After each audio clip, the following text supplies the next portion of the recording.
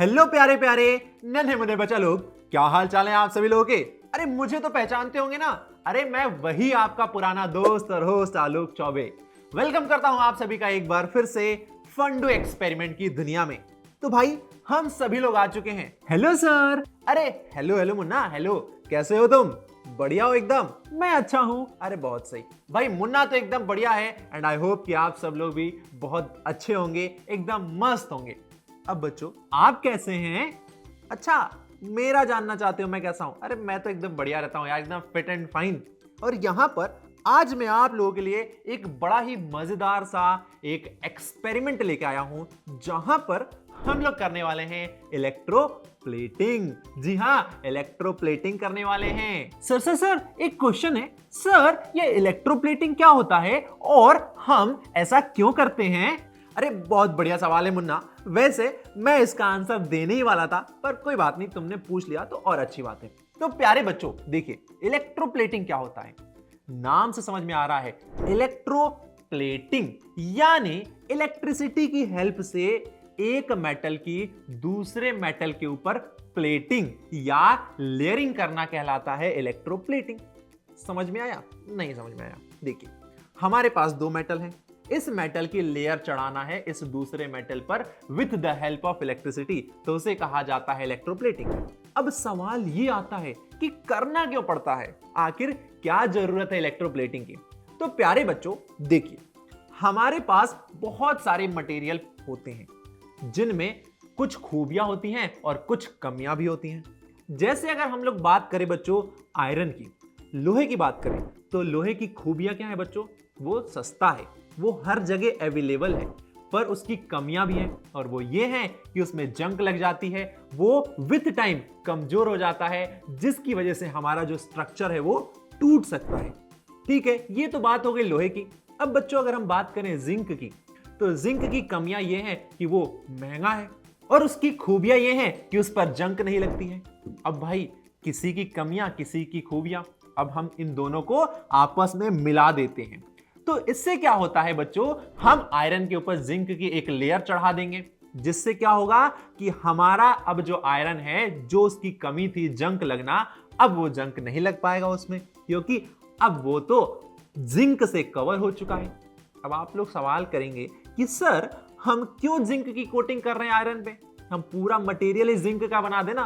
अरे भाई जिंक महंगा भी तो है, अब इतना महंगा चीज बनेगा तो उसको खरीदेगा कौन? तो समझ में आ गया, यानी हम किसी डिजायर्ड मटेरियल की प्रॉपर्टीज को किसी अनडिजायर्ड मटेरियल के ऊपर लगा देते हैं with the help of electricity, जिसे इलेक्ट्रोप्लेटिंग कहा जाता है, और वही आज हम लोग करने वाले हैं। आई होप आपको और प्यारे दोस्त मुन्ना को उसके क्वेश्चन का आंसर मिल गया होगा। क्यों भाई मुन्ना, मिल गया ना आंसर? हाँ हाँ सर मिल गया, और बहुत अच्छे से समझ में भी आ गया। बहुत बढ़िया, मुन्ना को आंसर मिल गया है। अब ये इलेक्ट्रोप्लेटिंग करने के लिए हमें क्या क्या चाहिए बच्चों? तो हमें चाहिए कॉपर प्लेट्स। ये देखिए कॉपर प्लेट्स चाहिए, दो कॉपर प्लेट्स हो हमारे पास। हमें चाहिए कॉपर सल्फेट, और बच्चों हमें चाहिए HCl। इसके अलावा हमें चाहिए ये सैंड पेपर। अब ये सारी चीजें कहां मिलेंगी, कहां मिलेंगी? चलिए मुन्ना से पूछते हैं, मुन्ना कहां मिलेंगी? अरे सर ये तो हम सभी को पता है, ये हमें मिलेगा फंडू एक्सपेरिमेंट किट में। बहुत बढ़िया जवाब, बिल्कुल। तो ये सारी किट आपको मिल गई है। इसके अलावा बच्चों हमें कुछ और चीजें चाहिए, जैसे हमें चाहिए बैटरी एंड एलिगेटर वायर्स, जो कि मिलेंगे हमें इस इनोवेशन किट में। फिर हमें चाहिए एक बीकर और उसमें पानी। अरे भाई पानी तो घर पर मिल जाएगा, बीकर भी आपको इनोवेशन किट में मिल जाएगा। अब जैसे ही हमारे पास सारी चीजें आ जाएंगी, हम फटाफट इस एक्सपेरिमेंट को परफॉर्म करने लगेंगे। तो चलिए फिर एक्सपेरिमेंट को परफॉर्म करते हैं। और सबसे पहले बच्चों हम ये जो पानी है, इसमें हम इस कॉपर सल्फेट को डालते हैं और कॉपर सल्फेट का सॉल्यूशन बनाते हैं। देखिए यहां पर मैं इसमें ढेर सारा कॉपर सल्फेट डाल देता हूं। हमारे पास इतना कॉपर सल्फेट है इसमें कि हम 2 बार इसका यूज कर सकते हैं। मैंने इसमें आधा कॉपर सल्फेट डाल दिया है, और इसको अब मैं अच्छे से मिक्स कर लूंगा। मिक्स करने के लिए आप पेंसिल, किसी लकड़ी का इस्तेमाल कर सकते हैं, जैसे कि मैं एक पेंसिल का इस्तेमाल कर रहा हूं। आपको अच्छे से इसे मिक्स करना है जब तक ये पूरा डिसॉल्व ना हो जाए। देखिए अच्छे से मिक्स करना है।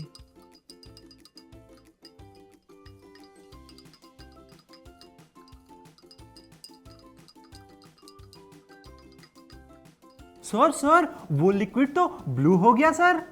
हाँ, ये ब्लू हो गया ना मुन्ना, क्योंकि जो कॉपर सल्फेट होता है वो ब्लू कलर का ही होता है, और जब उसे हम वाटर में डालते हैं तो ब्लू कलर का एक कॉपर सल्फेट का सॉल्यूशन बन जाता है। अब ये हमारे पास कॉपर सल्फेट का सॉल्यूशन बन गया है। अब हम इसमें थोड़ा सा HCl भी डाल लेंगे। सर आपने उसमें HCl क्यों मिलाया?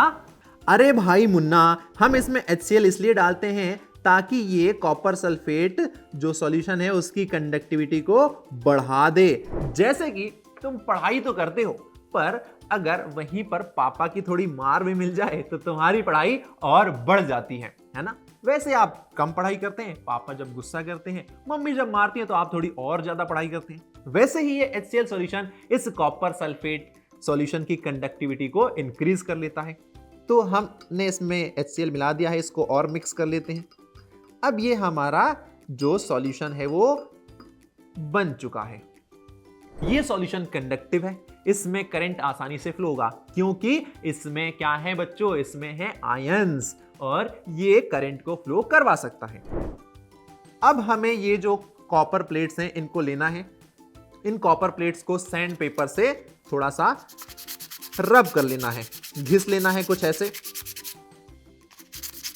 आपको अच्छे से घिस लेना है।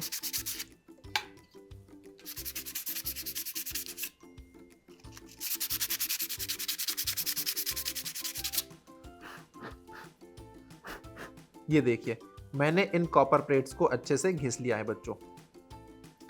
अब देखिए, इन कॉपर प्लेट्स के कलर को देखिए आप। पहले इसका कलर देख लीजिए आप अच्छे तरीके से, ताकि जब यहां पर हमारा एक्सपेरिमेंट होगा तो बिफोर एंड आफ्टर आप इसके कलर को आइडेंटिफाई कर सकें। तो देख लीजिए इसका कलर कैसा है अभी। ओके, अब हमें बच्चों एक इलेक्ट्रिक सर्किट बनाना है।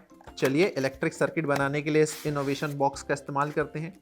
इसमें हमारे पास बैटरीज हैं, बैटरीज लेते हैं एंड एलिगेटर वायर लेते हैं बच्चों।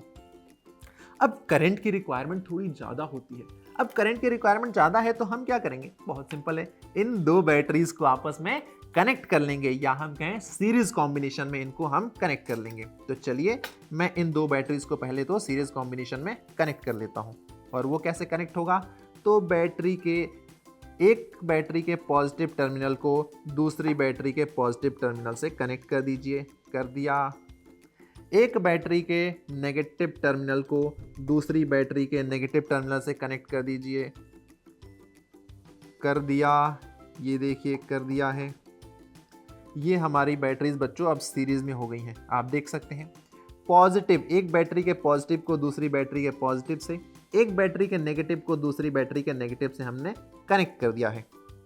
तो ये हमारा सीरीज कॉम्बिनेशन हो गया 9 वोल्ट एंड 9 वोल्ट। अब ये हो गई है 18 वोल्ट की बैटरी।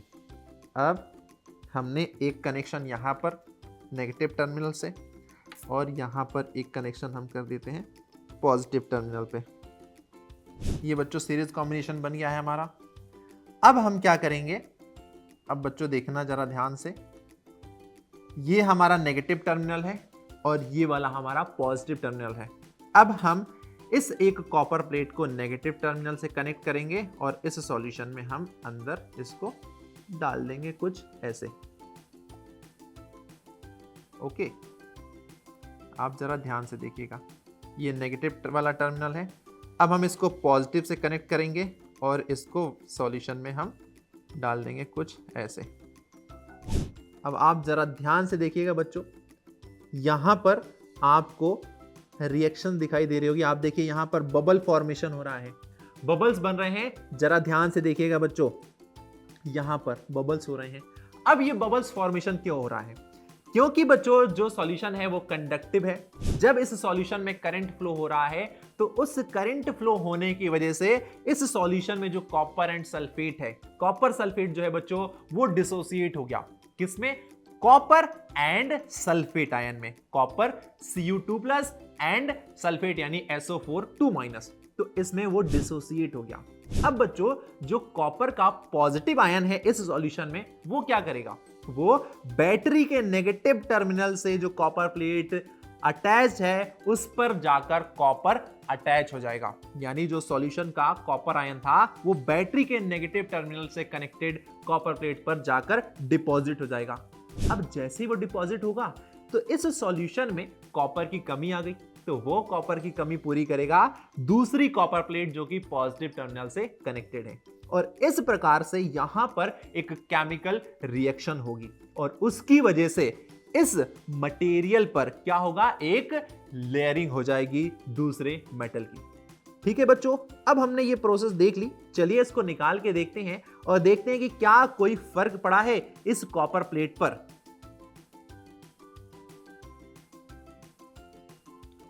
तो बच्चों जरा कलर हम जरा ध्यान से देखें, आप देखिए कलर में चेंजेस आया है, बिल्कुल चेंजेस आया है। इस वाली प्लेट पर आप देख सकते हैं क्या हो गया है, कॉपर डिपॉजिट हो गया है, तो इसका कलर थोड़ा डार्क हो गया है। और इस वाली प्लेट से, यानी इस वाली प्लेट से कॉपर रिमूव हो गया है, तो इसका कलर लाइट हो गया है। ठीक है बच्चों, पॉजिटिव टर्मिनल से जो कॉपर था वो सॉल्यूशन में गया और सॉल्यूशन से कॉपर कहां गया, इस नेगेटिव टर्मिनल पर गया, और इससे ही कहा जाता है इलेक्ट्रोप्लेटिंग। तो क्यों भाई मुन्ना, तुमको दिखा, तुमको समझ में आया इलेक्ट्रोप्लेटिंग क्या होती है? जी सर, बिल्कुल आ गया, बहुत अच्छे से। तो भाई मुन्ना को समझ में आ गया, एंड प्यारे बच्चों आई होप आप सभी को भी समझ में आ गया होगा इलेक्ट्रोप्लेटिंग क्या होती है और क्यों की जाती है। अब लर्निंग आउटकम क्या निकला? लर्निंग आउटकम बहुत सिंपल है, वो ये है कि जब कभी भी किसी सॉल्यूशन में या हम कहें किसी लिक्विड में करंट फ्लो होता है, तो उस करंट की वजह से उस सॉल्यूशन में एक केमिकल चेंज होता है बच्चों, जिसे हम लोग कहते हैं chemical effect of electric current, और उस पर ही बेस्ड होता है एक फिनोमिना इलेक्ट्रोप्लेटिंग, जो कि हम करते हैं ताकि हम कम पैसों में एक अच्छा मटेरियल बना सके जिसकी क्वालिटीज हमारी रिक्वायरमेंट को फुलफिल कर सके। तो आई होप सब कुछ क्लियर हो गया होगा। तो अब हम लोग मिलेंगे नेक्स्ट एक्सपेरिमेंट में, तब तक पढ़ते रहिए, मुस्कुराते रहिए, अपना ख्याल रखिए। Tata, bye bye and thank you. Bye bye मुन्ना, bye bye sir, bye bye दोस्तों।